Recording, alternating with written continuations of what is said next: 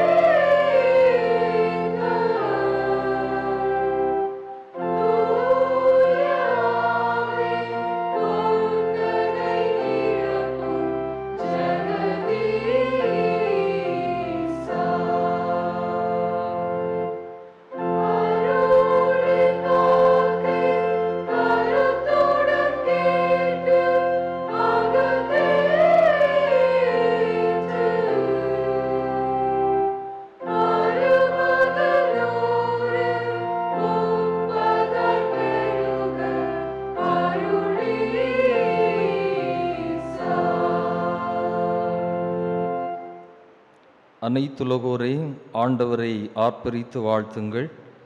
ஆண்டவரை மகிழ்ச்சியுடன் வழிபடுங்கள். மகிழ்ச்சி நிறை பாடலுடன் அவர் திருமுன் வாருங்கள். ஏனெனில் ஆண்டவர் மாண்புமிகு இறைவன், தெய்வங்கள் அனைத்திற்கும் மேலான பேரரசர் அவரே. நன்றியோடு அவர் தம் திருவாயில்களில் நுழையுங்கள். புகழ் பாடலோடு அவர் தம் முற்றத்திற்கு வாருங்கள். அவருக்கு நன்றி செலுத்தி அவர் பேரை போற்றுங்கள். ஏனெனில் ஆண்டவர் நல்லவர், என்றும் உள்ளது அவர் தம் பேரன்பு, தலைமுறை தோறும் அவர் நம்பத்தக்கவர். நம்மை உருவாக்கி ஆண்டவருக்கு முன்பாக நாம் பணிந்து குனிந்து முழங்கால் படியிட கடவோம். வாருங்கள். அனைத்து ஆற்றலும் நிறைந்த தாயும் தந்தையுமாகிய கடவுளே, மகிழ்ச்சி நிறைந்த மாலை பொழுதற்காக நன்றி படைக்கிறோம். கடந்து வந்த ஒவ்வொரு நாட்களும் எங்களை கண்ணின் கண்மணி போல் பாதுகாத்து வந்த உம்முடைய தயவுகளுக்காகவும் இரக்கங்களுக்காகவும் உள்ளத்தின் ஆழத்திலிருந்து நாங்கள் நன்றிகளை ஏறெடுக்கிறோம். இந்த நாளின் இந்த தொழுகை எங்களுக்கு ஆசீர்வாதமாக அமையட்டும். வந்திருக்கிற தம்முடைய பிள்ளைகள் அனைவரையும் ஆண்டவர் ஆசீர்வதியுங்க. இந்த நாளிலும் நாங்கள் பாடுகின்ற பாடல்களும் ஏறெடுக்கின்ற மன்றாட்டுகளும் சிந்திக்கின்ற திருமுறையின் சத்தியங்களும் எங்கள் வாழ்வுக்கு பிரயோஜனமுடையதாக அமையட்டும். இவைகளின் வழியாக ஆண்டவருடைய நாமம் மாட்சிமைப்படுவதாக. தொடர்ந்து இந்த தொழுகையின் துவக்கம் முதல் நிறையும் மட்டும் ஆண்டவரின் அருள் பிரசன்னம் எங்கள் அனைவரிலும் நிறைவாய் தங்கட்டும். கிறிஸ்துவின் வழியாக இவைகளை கேட்கிறோம். ஜெபங்கேளும் ஜீவனுள்ள நல்ல கடவுளே, ஆமென். தொடர்ந்து கடவுளுக்கு மகிமையாக நாம் அனைவரும் எழுந்து நின்று ஞான பாடலிலே 15வது பாடலை நாம் அனைவரும் இணைந்து பாடுவோம். போற்றும் போற்றும் புண்ணியநாதரை போற்றும் என்கிறதான பாடலை நாம் எழுந்து நின்று இணைந்து பாடுவோம்.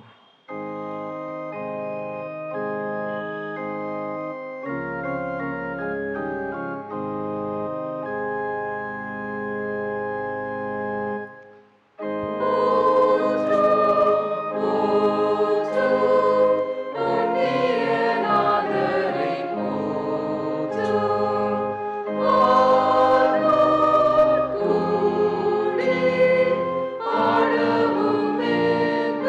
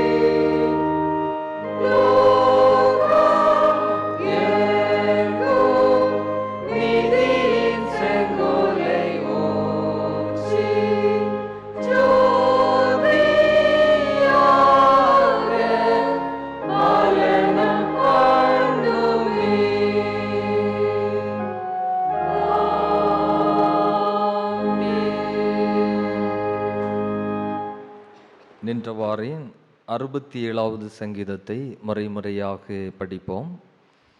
சங்கீதம் 67. தேவனே, பூமியில் உம்முடைய வழியும் எல்லா ஜாதிகளுக்குள்ளும் உம்முடைய இரட்சண்யம் விளங்கும்படியாய்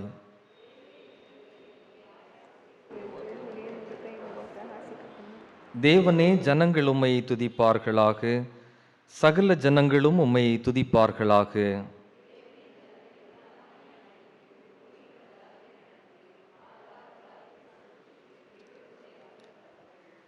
தேவனே, ஜனங்கள் உம்மை துதிப்பார்களாக, சகல ஜனங்களும் உம்மை துதிப்பார்களாக.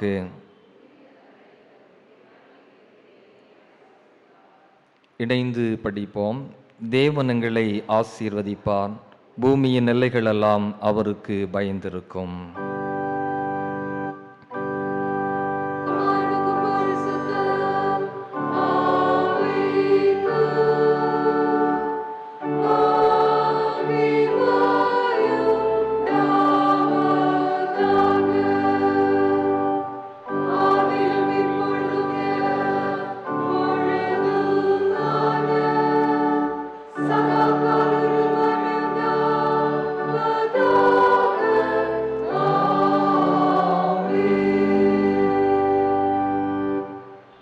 நம்முடைய தவறுகளை உணர்த்துகின்ற இறை வார்த்தைகளை கேளுங்கள்.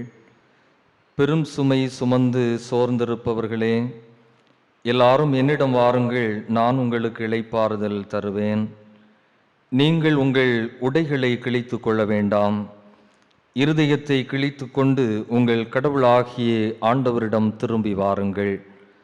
அவர் அருள் நிறைந்தவர், இரக்கமிக்கவர், நீடிய பொறுமை உள்ளவர், பேரன்பு மிக்கவர், செய்ய கருதிய தீங்கை குறித்து மனம் மாறுகின்றவர். ஆகவே தீமையை வெறுத்து நன்மையை நாடுங்கள். நாம் அனைவரும் முழங்கால் படியிட்டு நம்முடைய தவறுதல்களுக்காக ஆண்டவரிடத்திலே மன்னிப்பு வேண்டுவோம். தயவும் இரக்கமும் நிறைந்த அன்பின் கடவுளே, நாங்கள் தாண்டி வந்த நாட்களில் செய்த பிள்ளைகள் ஒவ்வொன்றையும் நினைத்து மனம் வருந்துகின்றோம். எங்களது செயல், எங்களது சிந்தனை இவற்றில் தூய்மையில்லாததை நினைத்து மனம் வருந்துகிறோம். உமது அன்பு கரம் எங்களை சூழ்ந்திருந்த போதிலும் அவற்றை புறக்கணித்து எங்கள் மனம் போல் நாங்கள் வாழ்ந்தோம். ஆலய மணி ஓசை காதுகளிலே கேட்டும் ஆலயம் செல்ல நாங்கள் தயக்கம் காட்டின நேரங்கள் உண்டு. உலக வாழ்விலே எங்களை போன்று மற்றவர்களையும் நாங்கள் நேசிக்க வேண்டுமென்று ஆண்டவர் இயேசு கிறிஸ்து எங்களுக்கு கற்பித்து தந்தீர். ஆனால் சுயநலத்தினாலே எங்களோடு வாழுகின்ற மக்கள் துன்புறுகின்ற வேளையிலே அவர்களுக்கு நாங்கள் நன்மை செய்யவில்லை. மற்றவர்களுக்கு நன்மை செய்ய ஆற்றலும் திராணியும் எங்களுக்கு இருந்தும் எங்கள் இதயத்தை கடினப்படுத்தி எங்களோடு வாழுகின்ற மக்களுக்கு உதவி செய்யாமல் வாழ்ந்த நேரத்தை இந்த நேரத்திலும் நாம் தவறென்று உணர்ந்து ஆண்டவரிடத்திலே மன்னிப்பு கேட்போம்.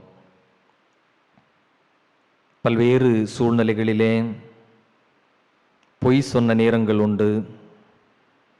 ஆண்டவருக்கு பிரியமில்லாத காரியங்களிலே நாம் முன்னின்று செய்த பல தவறுகள் உண்டு. நம்முடைய வாழ்க்கையிலே பெருமை கொண்ட நேரங்களை நாம் எண்ணி பார்ப்போம்.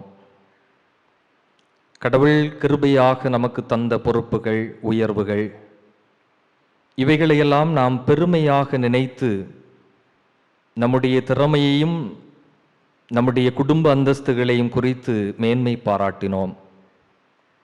இவைகளையும் இந்த நேரத்திலே நாம் குற்றமென்று உணர்ந்து ஆண்டவரிடத்திலே மன்னிப்பு கேட்போம். அன்பு நிறைந்த கடவுளே, எங்கள் வாழ்க்கையிலே நாங்கள் பல நேரங்களிலே புறங்கூறி திரிகின்ற மக்களாக இருந்தோம். எங்களுடைய பார்வையிலே ஆண்டவருக்கு பிரியமான பார்வை இல்லாமல் இருந்தது. எங்களுடைய எண்ணங்களெல்லாம் ஆண்டவருக்கு பிரியமில்லாமல் காணப்பட்டது. எங்களுடைய பெற்றோரை நாங்கள் சரியாக பராமரிக்க தவறினோம். பெரியவர்களுக்கு கொடுக்க வேண்டிய மதிப்பு மரியாதையை நாங்கள் கொடுக்க தவறினோம்.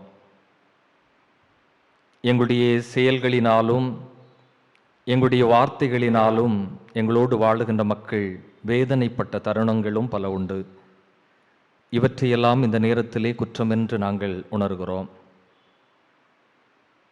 எங்கள் வாழ்க்கையிலே நாங்கள் கல்வி பயிலுகின்ற இடங்களிலும் நாங்கள் பணி செய்கின்ற இடங்களிலும் ஆண்டவருக்கு சாட்சியாக எங்களை வெளிப்படுத்த தவறினோம். இவைகளையெல்லாம் இப்போது குற்றமென்று உணர்ந்து ஆண்டவரிடத்திலே நாங்கள் மன்னிப்பு கேட்கிறோம். இறை சமூகத்திலே மனத்தாழ்மையோடு நம்முடைய தவறுகளை உணர்ந்து மன்னிப்பு கேட்கிற நாம் நிர்பந்தமான பாவிகளாக நாங்கள் இருக்கிறோம். எங்கள் வாழ்விலே கிருபை அருள்வீராக என்று சொல்லி இணைந்து நாம் மன்றாடுவோம்.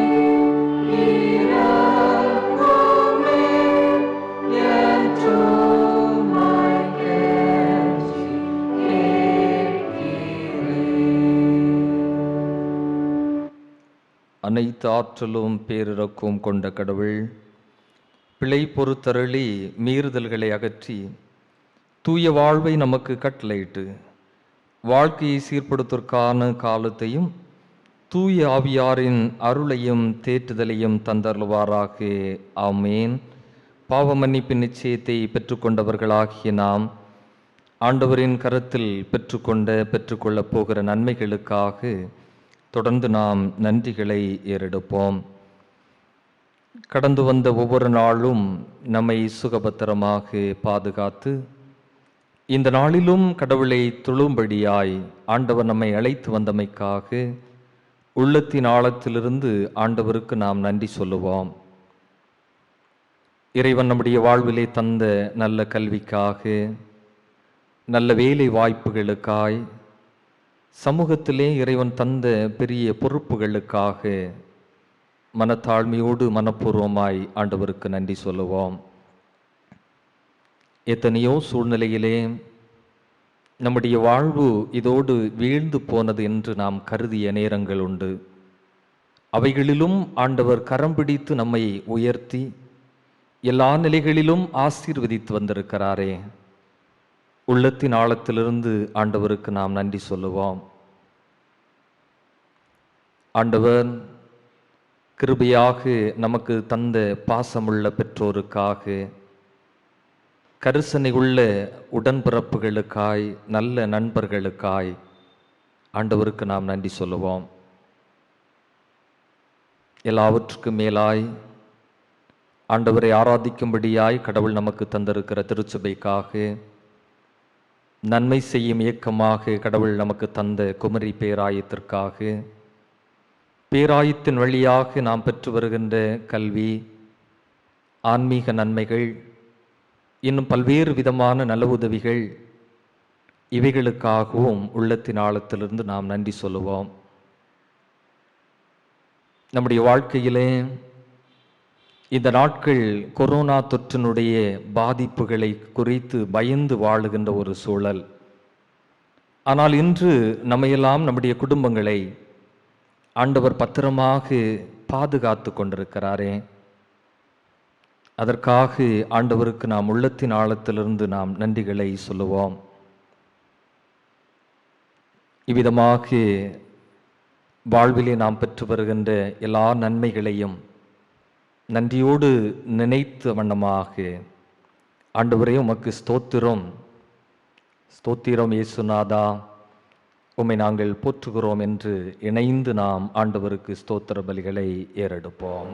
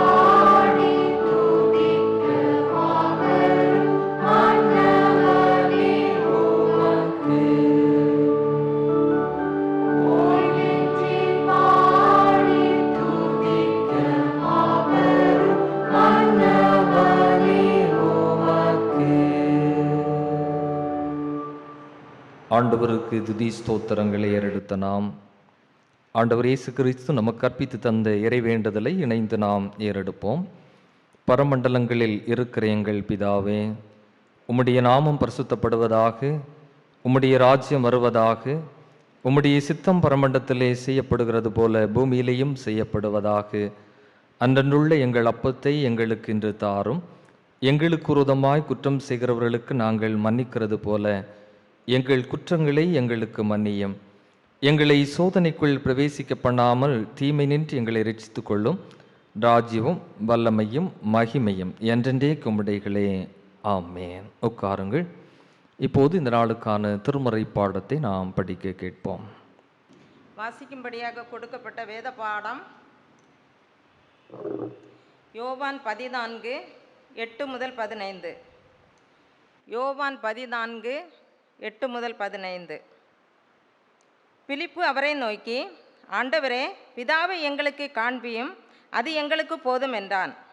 அதற்கு இயேசு, பிலிப்புவே, இவ்வளவு காலம் நான் உங்களோடு கூட இருந்தும் நீ என்னை அறியவில்லையா? என்னை கண்டவன் பிதாவை கண்டான். அப்படி இருக்க பிதாவை எங்களுக்கு காண்பியும் என்று நீ எப்படி சொல்லுகிறாய்? நான் பிதாவிலும் பிதா என்னிலும் இருக்கிறதை நீ விசுவாசிக்கிறதில்லையா? நான் உங்களுடனே சொல்லுகிற வசனங்களை என் சுயமாய் சொல்லவில்லை. என்னிடத்தில் வாசமாயிருக்கிற பிதாவானவரே இந்த கிரியைகளை செய்து வருகிறார்.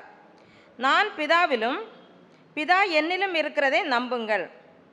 அப்படி இல்லாவிட்டாலும் என் கிரியையின் நிமித்தமாவது என்னை நம்புங்கள். மெய்யாகவே மெய்யாகவே நான் உங்களுக்கு சொல்லுகிறேன், நான் என் பிதாவினிடத்துக்கு போகிறபடியால் என்னை விசுவாசிக்கிறவன் நான் செய்கிற கிரியைகளையும் தானும் செய்வான், இவைகளை பார்க்கிலும் பெரிய கிரியைகளையும் செய்வான்.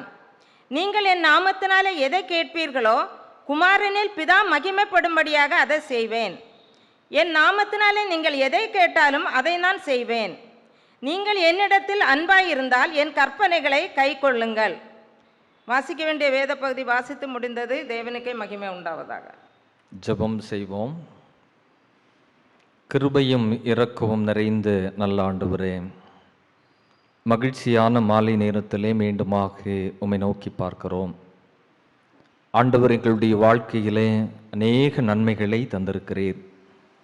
நாங்கள் எண்ணுவதற்கு அதிகமான நன்மைகளை இறை சமூகத்திலிருந்து பெற்றிருக்கிறோம்.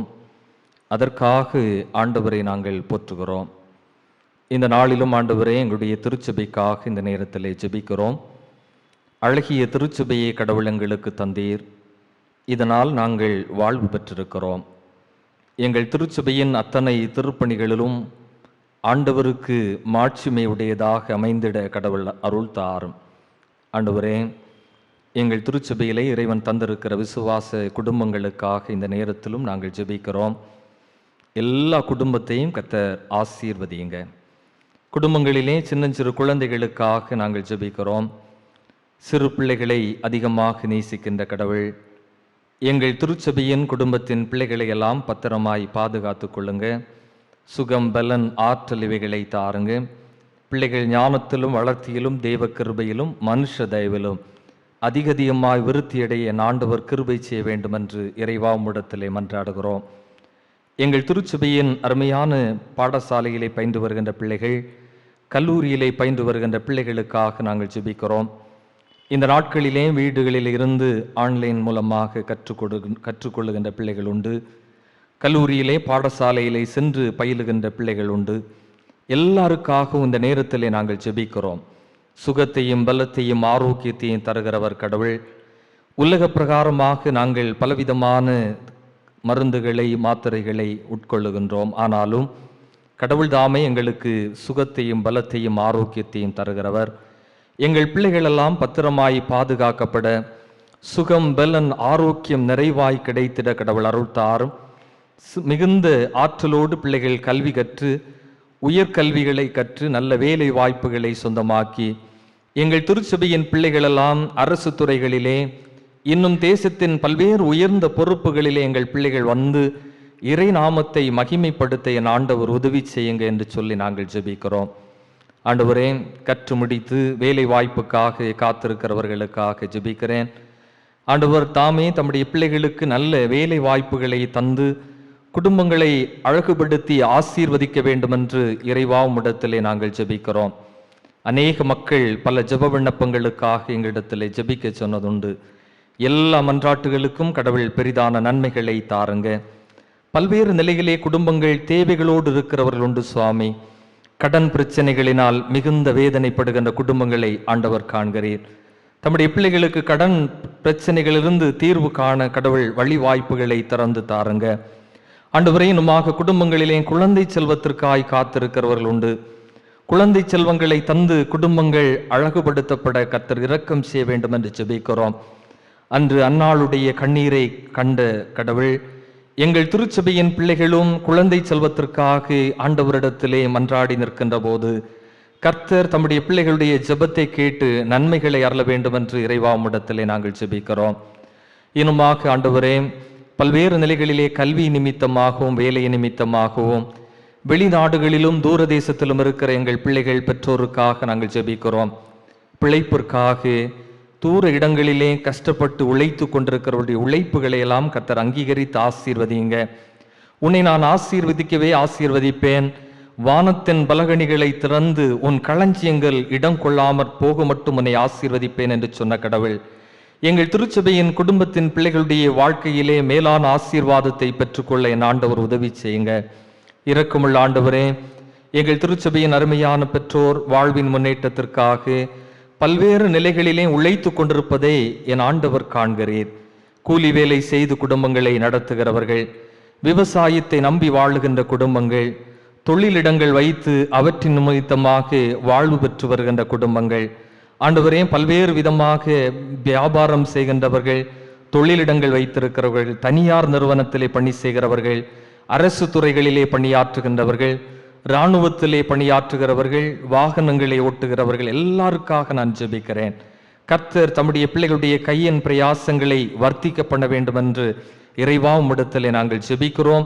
தம்முடைய பிள்ளைகளுடைய உழைப்புகள் எல்லாம் வாழ்வின் தேவைகள் சந்திக்கப்படுவதற்கும் குடும்பம் தழைத்து வளருவதற்கு ஏதுவாக அமைந்திட கடவுள் அருள் தாரும். பல குடும்பங்களிலே போதைப் பொருட்களுக்கு தங்களை அடிமைப்படுத்தி இல்லங்களிலே நிம்மதி இழந்திருக்கின்ற குடும்பங்கள் உண்டு. அவைகளிலும் கடவுளுடைய கிருபை தம்முடைய பிள்ளைகளை தொடட்டும். போதை பொருட்களுக்கு தங்களை அடிமையாக்காதபடிக்கு ஆண்டவருக்கு பயந்து தீமையை விட்டு விலகி வாழ கடவுள் கிருபை செய்ய வேண்டும் என்று ஜெபிக்கிறேன். இந்த நாட்களிலும் பலவீனத்தோடு கஷ்டப்படுகின்ற குடும்பங்களுக்காக நாங்கள் இணைந்து ஜெபிக்கிறோம். ஆண்டவரே, பல்வேறு நிலைகளிலே நீண்ட நாட்களாக நோயினால் அவதிப்படுகின்ற மக்கள், இன்னும் ஆண்டவரே கேன்சர் நோயினால் கஷ்டப்படுகின்ற மக்கள், பல்வேறு நிலைகளிலே எங்களுடைய வாழ்க்கையிலே இந்த வியாதி எங்களை விட்டு போகாதா என்ற ஏக்கத்தோடு இருக்கிறவர்கள் எல்லாருக்காக நான் ஜெபிக்கிறேன். உன்னுடைய பலவீனத்திலே என் பலன் பூர்ணமாய் விளங்கும் என்று சொன்ன ஆண்டவரே, எங்கள் திருச்சபையின் பிள்ளைகள் தங்களுடைய குடும்பத்திலே வியாதிப்பட்டிருக்கிற மக்களுக்காக ஜெபித்து கொண்டிருக்கின்ற போது கர்த்தர் இரக்கம் பாராட்டி நன்மைகளை அருள வேண்டும் என்று ஜெபிக்கிறோம். மனிதனால் கூடாத காரியம் என் தேவனால் செய்யக்கூடும். மருத்துவர்களை நம்புவதை காட்டிலும் நாங்கள் ஆண்டவரை நம்பி இருக்கிறோம். நாங்கள் செய்கின்ற சிகிச்சைகள் எங்களுக்கு பிரயோஜனமுடையதாய், எங்கள் அருமையான ஆண்டவரே பலவீனத்தோடு இருக்கிற பிள்ளைகளுடைய உடலுக்கு ஏற்றதாக அமைந்திட கர்த்தர் இரக்கம் பாராட்ட வேண்டும் என்று ஜெபிக்கிறோம். இந்த நாட்களிலும் கொரோனா தொற்று நிமித்தமாக பாதிப்போடு இருக்கிற குடும்பங்களை நாங்கள் நினைக்கிறோம். இந்த கொரோனா தொற்று நிமித்தமாக வாழ்வாதாரங்களை இழந்திருக்கின்ற குடும்பங்களுக்கு கர்த்தர் நல் வழிகாட்டியாய் கடவுள் தாமே புதிய வழிகளை திறந்தரல வேண்டும் என்று ஜெபிக்கிறோம். இந்த கொரோனா தொற்றினுடைய தாக்கம் முழுமையாக எங்களுடைய தேசத்தை விட்டு அகன்று போகட்டும். ஆலய தொழுகைகள் எல்லாம் சிறப்பாய், ஞாயிற்றுக்கிழமை தொழுகை திருச்சபையிலே நாங்கள் இணைந்து ஆண்டவரை ஆராதிக்கக்கூடிய பாக்கியங்களை கடவுள் எங்களுக்கு தாரும். எங்களுடைய வாழ்க்கையிலே தொழுகை என்று சொல்லுவது எங்களுக்கு உயிர் மூச்சாக இருக்கிறது. ஆண்டவரே, எங்களுடைய திருச்சபையிலே அதி சீக்கிரமாக இந்த சூழ்நிலைகள் எல்லாம் மாறி அகில உலகமும் இந்த கொரோனா தொற்றிலிருந்து விடுதலை அடைந்து சுகபத்திரமாய் அனைத்து மக்களும் பாதுகாக்கப்படவும், இயல்பு நிலைக்கு மக்கள் தங்களுடைய கடமைகளை செய்யவும் கடவுள் இரக்கம் பாராட்ட வேண்டும் என்று ஜெபிக்கிறேன். இந்த நேரத்திலும் இந்த ஜெபத்தில் இணைந்திருக்கிற தம்முடைய பிள்ளைகள் அத்தனை பேருக்காக ஜெபிக்கிறோம். என்னென்ன தேவைகளோடு ஆண்டவரை ஜெபித்து கொண்டிருக்கிறார்களோ எல்லா தேவைகளும் தம்முடைய பிள்ளைகளுக்கு சந்திக்கப்படட்டும். எங்களுடைய திருச்சபையின் சபைக்குழு உறுப்பினர்களுக்காக ஜெபிக்கிறேன். திருச்சபையின் கிளை சங்கத்தின் பொறுப்பாளர்களுக்காய் கலந்து கொள்ளுகின்ற பிள்ளைகளுக்காய் ஜெபிக்கிறேன். அதி சீக்கிரமாக எங்களுடைய திருச்சபையிலே ஓய் நாள் பாடசாலை, பெண்கள் ஐக்கிய சங்கம், இன்னும் பக்தி முயற்சி சங்கம், ஜெபக்குழுக்கள் இவைகளெல்லாம் சிறப்பாய் நடைபெறக்கூடிய வாய்ப்புகளை கடவுள் எங்களுக்கு தாருங்க. ஆண்டவரே, எங்களுடைய பேராயத்திற்காக ஜெபிக்கிறோம். வளர்ச்சியின் பாதையிலே எங்கள் பேராயம் பயணிக்க கடவுள் அருள் தாரும். அதற்காக எங்களுடைய பேராயர் மற்றும் தலைவர்களை ஆண்டவர் கருவியாய் பயன்படுத்துங்க. தேசத்திலே அமைதி சமாதானம் பெருகட்டும். நல்ல மழை, நல்ல காலநிலை இவைகளை ஆண்டவர் எங்களுக்கு தருவீராக. வருகின்ற காலங்கள் எங்களுக்கு மகிழ்ச்சியின் நாட்களாய் அமையட்டும். தொடர்ந்து கேட்க இருக்கின்ற இறை செய்தி எங்களுக்கு புரோஜனமுடையதாக அமைந்திட கடவுள் எங்களுக்கு அருள் தாரும். இவை எல்லாவற்றையும் எங்கள் ஆண்டவரும் இரட்சகருமாகிய இயேசு கிறிஸ்துவின் திருப்பெயரில் கேட்கிறோம். எங்கள் ஜெபங்கேளும் ஜீவனுள்ள நல்ல கடவுளே, ஆமேன். மீண்டுமாக ஆண்டவருக்கு மகிமையாக நாம் அனைவரும் எழுந்து நின்று கீர்த்தனையிலே 269வது பாடல், இயேசுவை அன்றி வேறொரு இரட்சகர் காசினி தனில் உண்டோ என்ற பாடலை இணைந்து பாடுவோம். தொடர்ந்து இறை செய்தி கேட்பதற்காக நாம் ஆயத்தமாவோம்.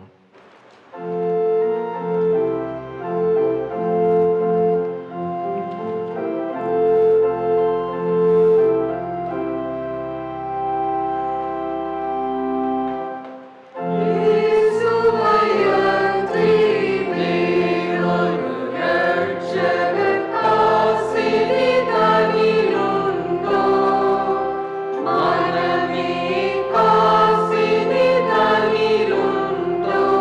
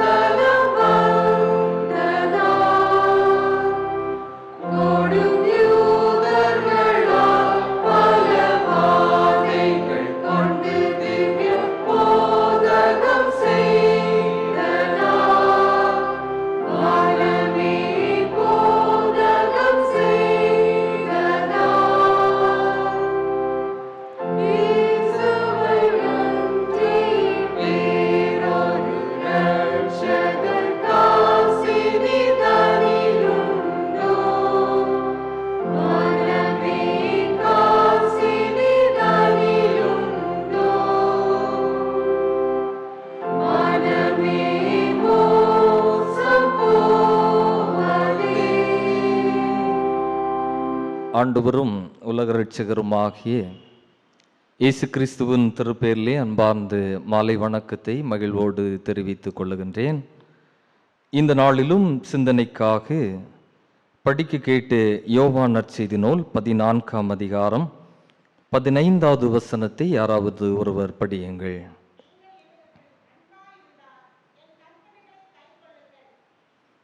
புதிய விவிலியத்திலே இவ்விதமாக இந்த வசனம் பதிவு செய்யப்பட்டிருக்கிறது.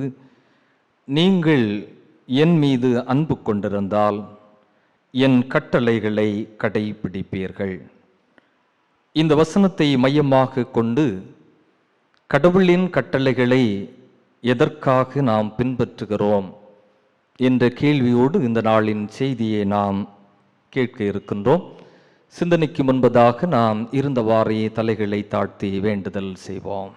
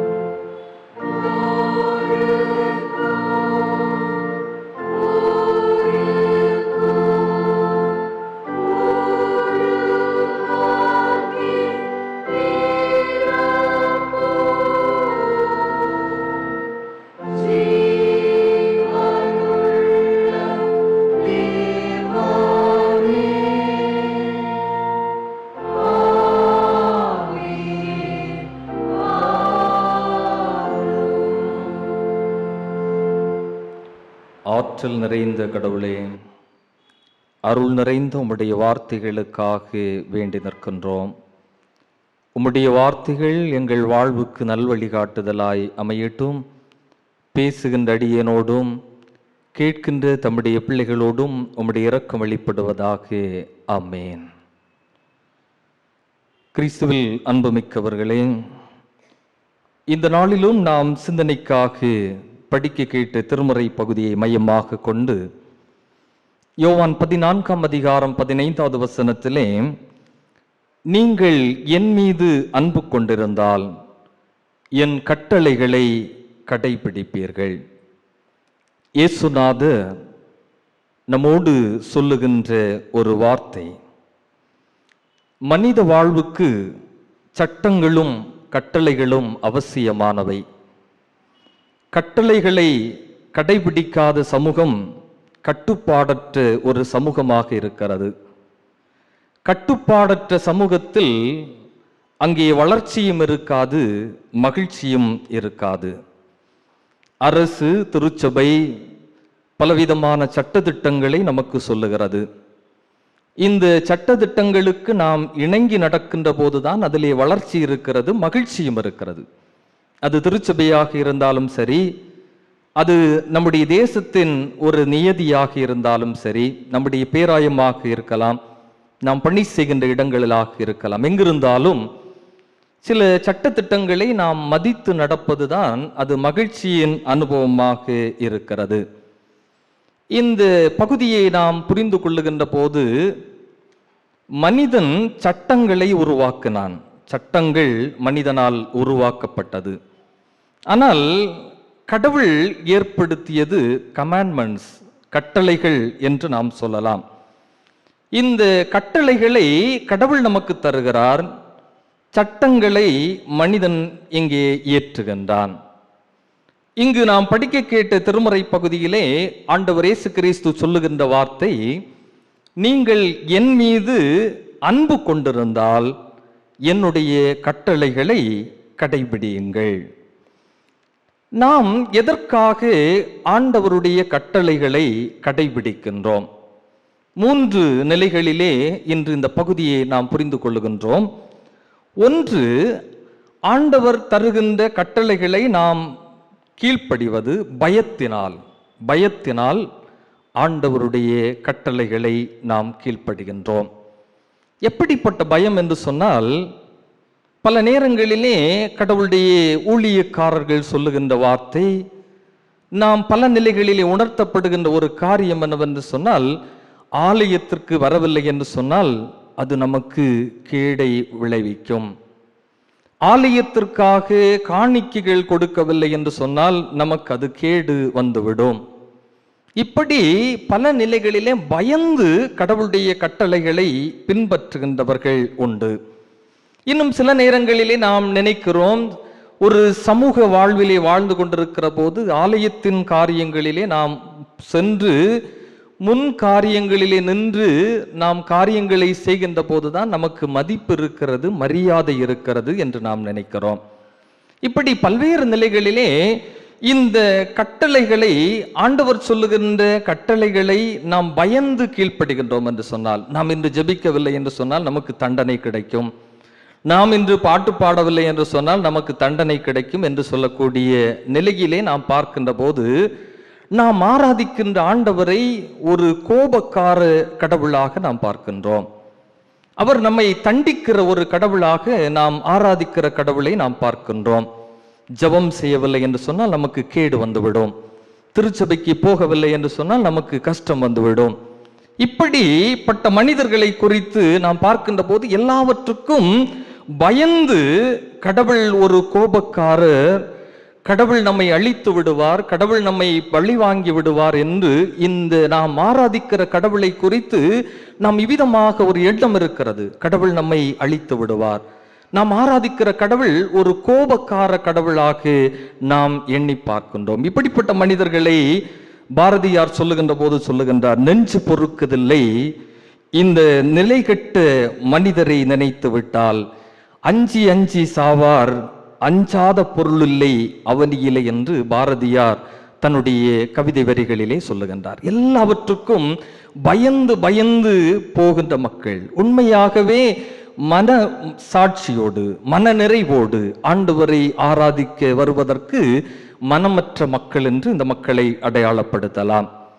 ஒரு உதாரணத்தை உங்களுக்கு சொல்லுகின்றேன். ஒரு தேசத்திலே அந்த நாட்டினுடைய சட்டம் என்னவென்று சொன்னால், ஏதாவது விலை உயர்ந்த பொருட்கள் நம்முடைய கரங்களிலே கிடைக்குது என்று சொன்னால், வேறு யாராவது தவறிவிட்ட பொருட்கள், தங்கம், பணம் இவை போன்ற விலை உயர்ந்த பொருட்கள் நம்முடைய கரங்களிலே கிடைக்கிறது என்று சொன்னால், அந்த தேசத்தினுடைய சட்டம் என்னவென்று சொன்னால், ஆட்கள் அதிகமாக கூடியிருக்கிற சந்தை வெளியிலே சென்று 3 முறை சத்தமாக சொல்ல வேண்டும், எனக்கு ஒரு மோதிரம் களைந்து கிடைத்திருக்கிறது, என்னுடைய கரத்தில் இருக்கிறது, இதை தவறவிட்டவர்கள் பெற்றுக்கொள்ளலாம் என்று சொல்லி 3 முறை சத்தமாக சொல்ல வேண்டும். இது அந்த தேசத்தினுடைய நியதி. ஒரு மனிதருக்கு அழகிய ஒரு மோதிரம் ஒன்று, தங்க மோதிரம் ஒன்று கையிலே கிடைக்கிறது.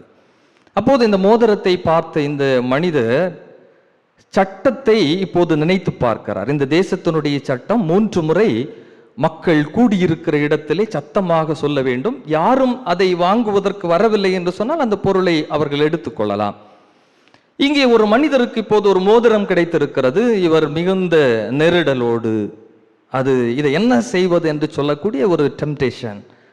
அப்போது இவர் யோசிக்கிறார், புத்திசாலித்தனமாக யோசிக்கிறார், நான் ஒன்று செய்யலாம், இந்த சந்தை மார்க்கெட் கூடுகிற இடத்திலே எல்லாரும் தூங்கின பிறகு இரவு 12 மணிக்கு நான் சென்று 3 முறை எனக்கு மோதிரம் கிடைத்திருக்கிறது என்று நான் சத்தம் போட்டு சொல்லுவேன். அப்போது யாரும் வருவதற்கு வாய்ப்பில்லை.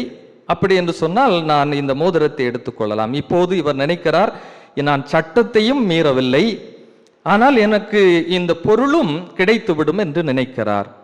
அவ்விதமாக ஒரு நாள் இரவு அந்த மக்கள் கூடுகின்ற இடத்திலே சென்று எனக்கு ஒரு மோதிரம் கிடைத்திருக்கிறது என்று 3 முறை சொன்னார். 3வது முறை சொல்லுகின்ற போது ஒருவர் எப்படியோ லேசாக கேட்டுவிட்டது, என்ன சொன்னீர்கள் என்று அவர் ஓடோடி வந்து கேட்கிறார். அப்போது இந்த மனிதர் சொல்லுகின்றார், நம்முடைய தேசத்தின் சட்டப்படி 3 முறை சொல்ல வேண்டும், நான் 3 முறை சொல்லி ஆகிவிட்டது, ஆகவே இனி நான் என்ன கிடைத்தது என்று சொல்ல மாட்டேன் என்று சொல்லி அந்த பொருளை அவர் எடுத்துக்கொண்டார். இது ஒரு பாரம்பரியத்தை, இல்லை என்று சொன்னால் சட்டத்தையும் மீறக்கூடாது, ஆனால் தான் சில தவறுகளையும் தான் செய்ய வேண்டும் என்று சொல்லக்கூடிய ஒரு எண்ணம், சிலர் தங்களை குறித்து நியாயப்படுத்துகின்ற ஒரு நிலையை இந்த பகுதியிலே நாம் புரிந்து கொள்ளலாம். இங்கும் பயத்தினால் கட்டளைகளை கீழ்ப்படுகின்ற மக்கள் கூட்டம் இன்று பெருகிக் கொண்டிருக்கிறது. பல நிலைகளிலே பல எதிர்பார்ப்புகளோடு ஆண்டவர் தண்டித்து விடுவாரோ, இவைகளை எல்லாம் செய்யவில்லை என்று சொன்னால், இப்படி பயமுறுத்தி திருச்சபை காரியங்களிலே வருகிறவர்கள் கொடுக்கிறவர்களுடைய எண்ணிக்கை பெருகிக் கொண்டிருக்கிறது. இவைகளிலே நாம் எப்படிப்பட்டவர்கள் என்று நாம் சிந்தித்து பார்க்க வேண்டும். இரண்டாவதாக, எதையோ எதிர்பார்த்து கட்டளைகளை கீழ்ப்படுகின்றவர்கள்.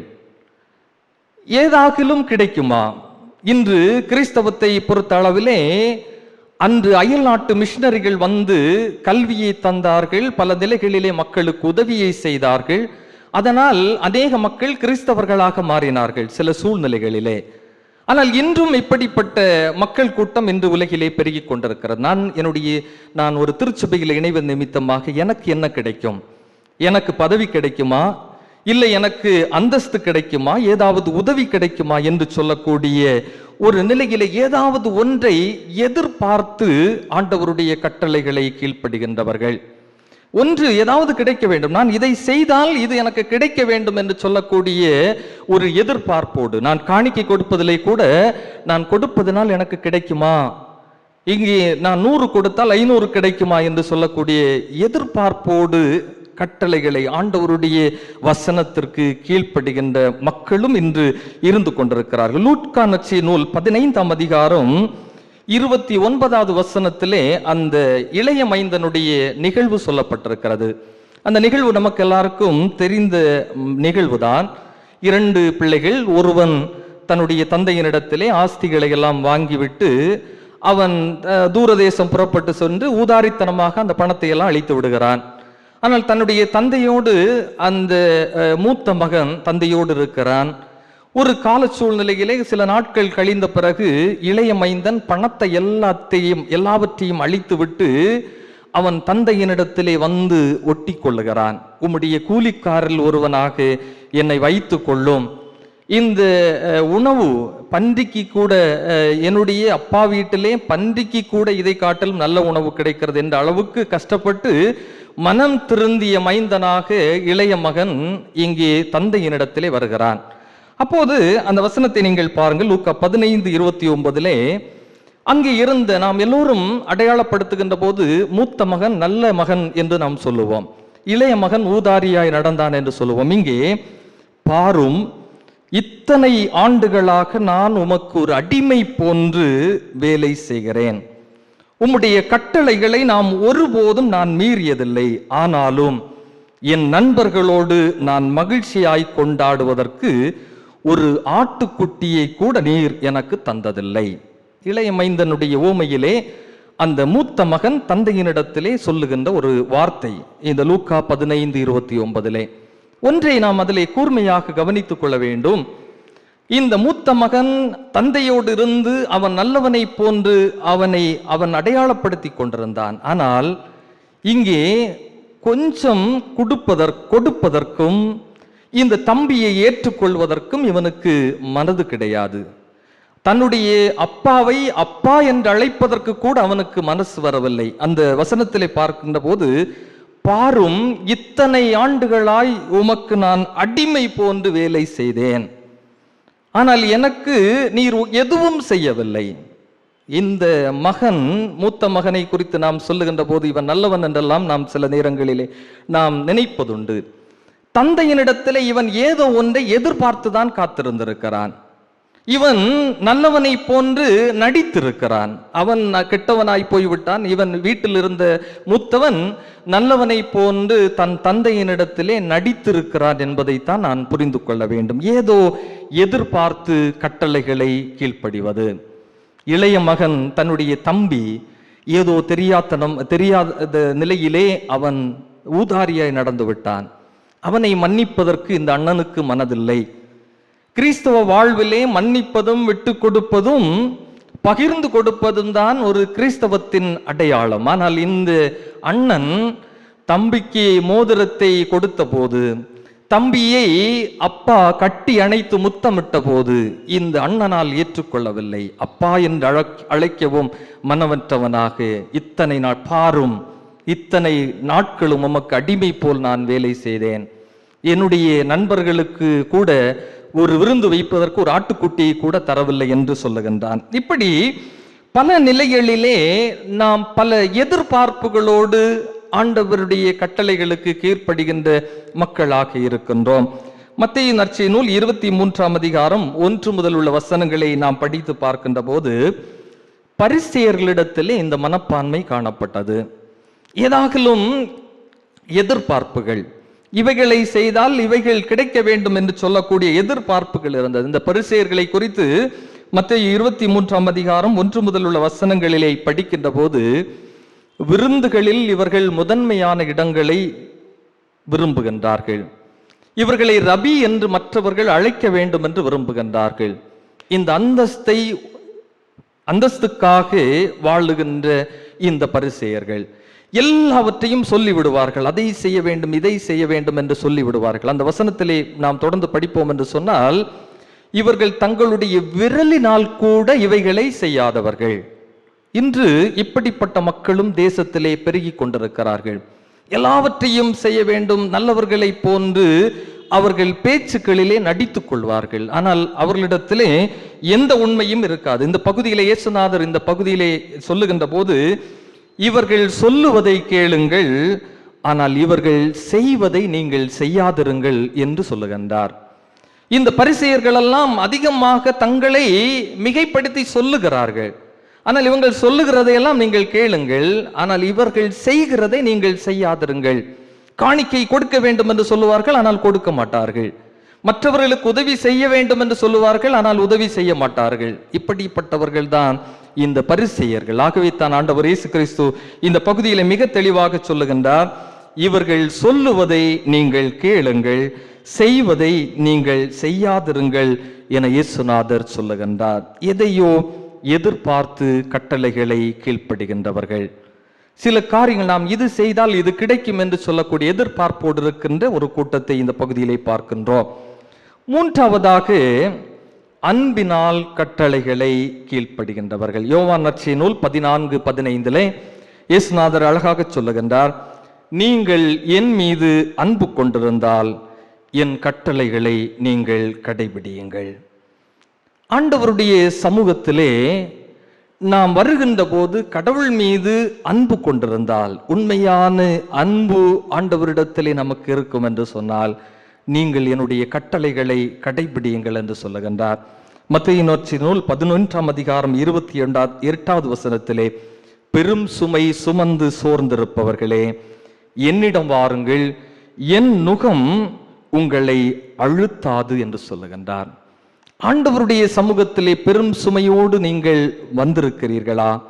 ஆண்டவர் பாடுகளை ஏற்றுக்கொள்ளுகின்றவர். அந்த பாடுகளை உங்கள் மீது நான் திணிக்க மாட்டேன் என்று ஆண்டவர் சொல்லுகின்றார். ஆகவே அன்பினால் கட்டளைகளை கீழ்ப்படுகின்றவர்களாக நாம் வாழ வேண்டும். 3 விதமான கருத்துக்களை இந்த பகுதியிலே நாம் புரிந்து கொள்ளுகின்றோம். ஒன்று, பயத்தினால் ஆண்டவருடைய கட்டளைகளை கீழ்ப்படுகின்றவர்கள். இரண்டாவது, ஏதோ ஒன்றை எதிர்பார்த்து ஆண்டவருடைய கட்டளைகளுக்கு கீழ்ப்படுகின்றவர்கள். மூன்றாவதாக, அன்பினால் கட்டளைகளை கீழ்ப்படுகின்றவர்கள். இந்த அன்பினால் கட்டளைகளை கீழ்ப்படுகின்றவர்கள் எந்த எதிர்பார்ப்பும் இல்லாமல் ஆண்டவருடைய சமூகத்திலே முழுமையான அன்போடும் தெளிவோடும் ஆண்டவரை ஆராதிக்கின்ற மக்கள் என்பதை நாம் புரிந்து கொள்ள வேண்டும். அன்புக்குரியவர்களே, இந்த 3 நிலைகளிலே இன்று நம்முடைய நிலைப்பாடு எப்படி இருக்கிறது? நாம் ஆண்டவருடைய வார்த்தைகளுக்கு கீழ்ப்படுகின்றோம், ஆண்டவருடைய கட்டளைகளுக்கு நாம் கீழ்ப்படுகின்றோம். பயந்து கீழ்ப்படுகின்றோமா? ஏதாகிலும் கிடைக்கும் என்ற எதிர்பார்ப்போடு கீழ்ப்படுகின்றோமா?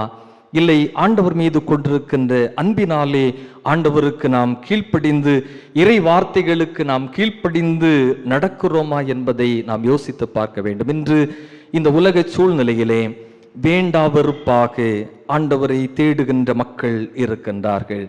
ஏதோ இந்த உலகிலே பிறந்ததினால், என்னுடைய அப்பா அம்மா கிறிஸ்தவத்திலே இருப்பதினால் நானும் கிறிஸ்தவத்திலே செல்லுகிறேன், ஏதோ என்னுடைய அப்பா அம்மா ஞானஸ்நானம் தந்ததினால் நான் அதை ஏற்றுக்கொள்ளுகிறேன் என்று சொல்லக்கூடிய நிலையிலே இன்று மக்கள் அதிகமாக சென்று கொண்டிருக்கிறார்கள். இந்த வசனத்தின் வழியாக நாம் புரிந்து கொள்ளக்கூடிய காரியம் என்னவென்று சொன்னால், அப்படி அல்ல. பயந்து ஆண்டவருடைய கட்டளைகளை நாம் கீழ்ப்படிய வேண்டாம். எதையும் எதிர்பார்த்து நாம் கீழ்ப்படிய வேண்டாம். அன்பினால் ஆண்டவரின் கட்டளைகளை நாம் கீழ்ப்படுகின்ற போது ஆண்டவர் நம்முடைய வாழ்விலே பெரிதான நன்மைகளை தருவார். எல்லாருடைய வாழ்க்கையிலும் நமக்கு எதிர்பார்ப்புகள் உண்டு. கடவுள் நம்மை ஆசீர்வதிக்க வேண்டும் என்று சொல்லக்கூடிய விருப்பங்கள் உண்டு. ஆனால் முதலாவது தேவனுடைய ராஜ்யத்தையும் அவருடைய நீதியையும் தேடுங்கள், இவைகள் எல்லாம் உங்களுக்கு கூட கொடுக்கப்படும் என்று ஆண்டவர் சொல்லுகின்றார். நம்முடைய வாழ்க்கையிலே நாம் தெளிந்த புத்தியோடு மன நிறைவோடு ஆண்டவருடைய சமூகத்தை நோக்கி பார்க்கின்றவர்களாக அன்பினால் ஆண்டவரின் கட்டளைகளை கற்பனைகளை நாம் கீழ்ப்படிவோம். ஆண்டவர் மேலான நன்மைகளையும் ஆசீர்வாதங்களையும் நம் அனைவருடைய வாழ்விலும் நிறைவாக தருவாராக. ஆமென்.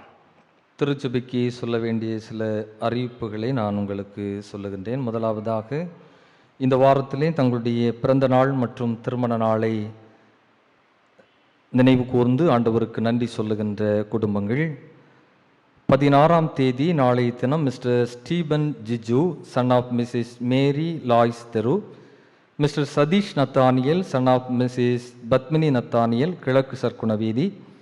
அந்த நாளிலே திருமண நாளை நினைவு கூறுகின்றவர் mister Vijayakumar and Mrs Stella Park road.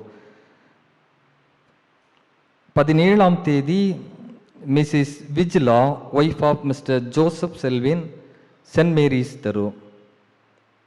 18ஆம் தேதி mister R Akash son of mister L Robinson Golden தெரு. 21ஆம் தேதி mister GV Monica daughter of Mrs Usharani தளவாய்ப்புரம்.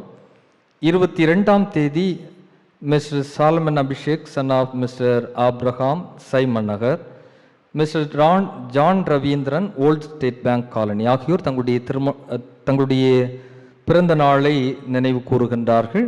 எனும் திருமண நாளை நினைவு கூறுகின்ற அன்பு குடும்பங்களுக்கு கடவுள் மேலான ஆசீர்வாதங்களை நன்மைகளை நிறைவாக தருவாராக. திருச்சபையின் சார்பில் என்னுடைய சார்பில் அன்பார்ந்த வாழ்த்துக்களையும் ஆசிகளையும் மகிழ்வோடு தெரிவித்துக் கொள்ளுகின்றேன்.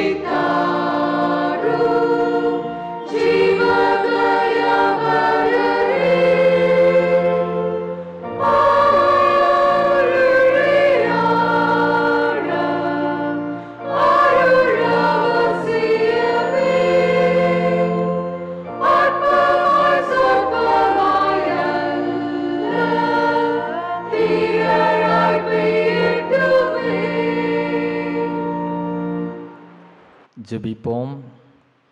வாழ்வு தரும் கடவுளே, இந்த வாரத்திலே தங்களுடைய திருமண நாள், பிறந்த நாள் இவைகளை நினைத்து ஆண்டவருக்கு நன்றி சொல்லுகின்ற அருமையான தம்முடைய பிள்ளைகளே கடவுள் ஆசீர்வதிங்க. துவங்கி இருக்கிற புதிய ஆண்டு எல்லாருக்கும் மகிழ்ச்சியும் சமாதானம் நிறைந்ததாக அமையட்டும். வருஷத்தை நன்மையினால் முடிசூட்டுகிற கடவுள் நன்மையினாலும் கிருபையினாலும் தம்முடைய பிள்ளைகளுக்கு இந்த நாட்களை அமைத்து தர வேண்டும் என்று இறைவாமிடத்திலே ஜெபிக்கிறோம். திருச்சபையாக அன்பு பிள்ளைகளை பெரியோர்களை ஆசீர்வதிக்கிறோம். இயேசுவின் மூலம் வேண்டுகின்றோம் தந்தையே, ஆமென். இப்போது பாடகர் குழு சிறப்பு பாடல் பாடுகின்ற போது இந்த நாளுக்கென்று கொண்டு வந்த காணிக்கைகளை நாம் இறைவனுக்கென்று கொடுப்போம்.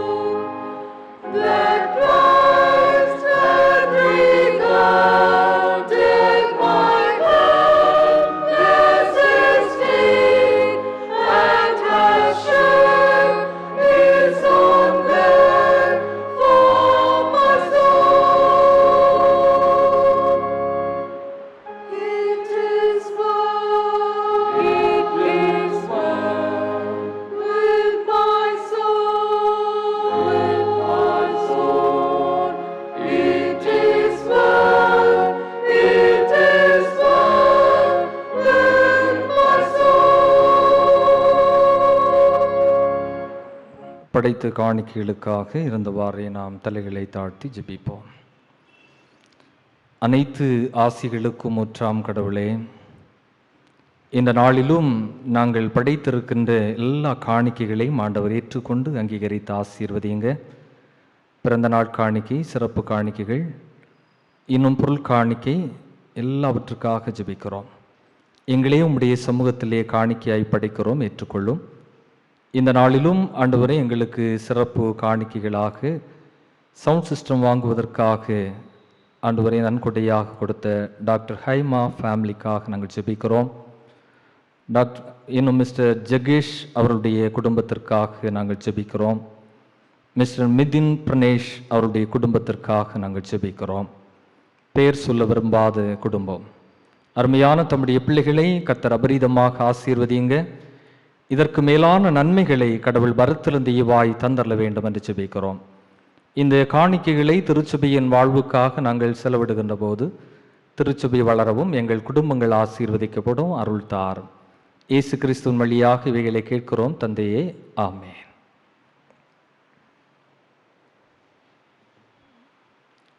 தொடர்ந்து தொழுகைக்கு நிறைவாக நாம் அனைவரும் எழுந்து நின்று ஞான பாடலே 472வது பாடல்,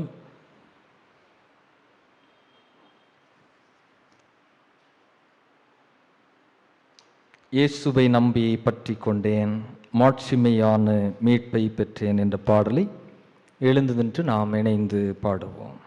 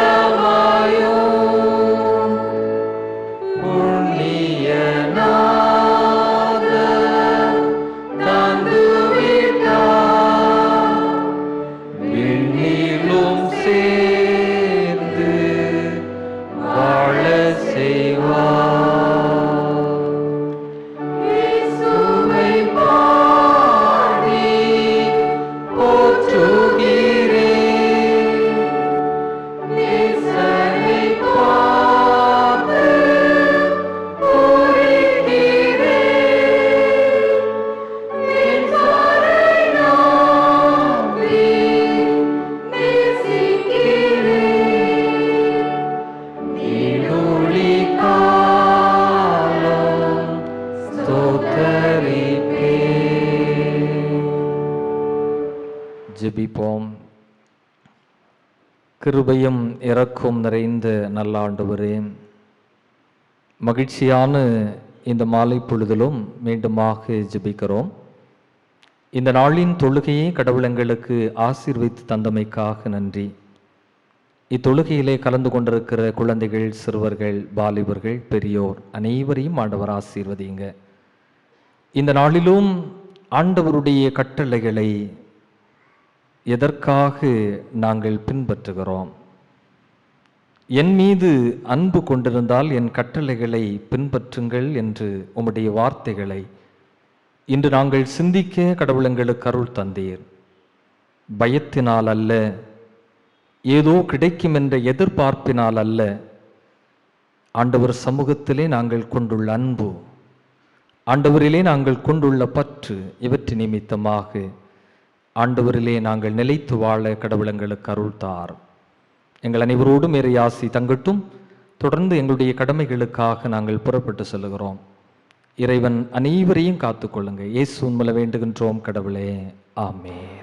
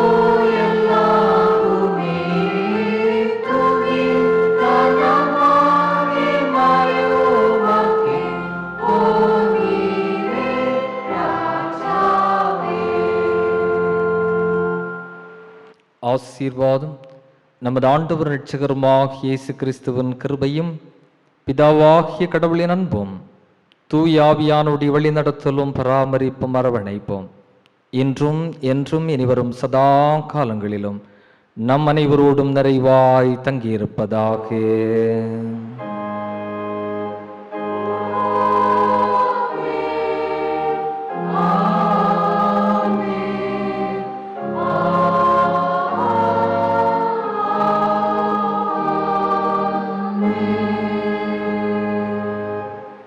ஆண்டவர் உங்களோடு இருப்பாராக.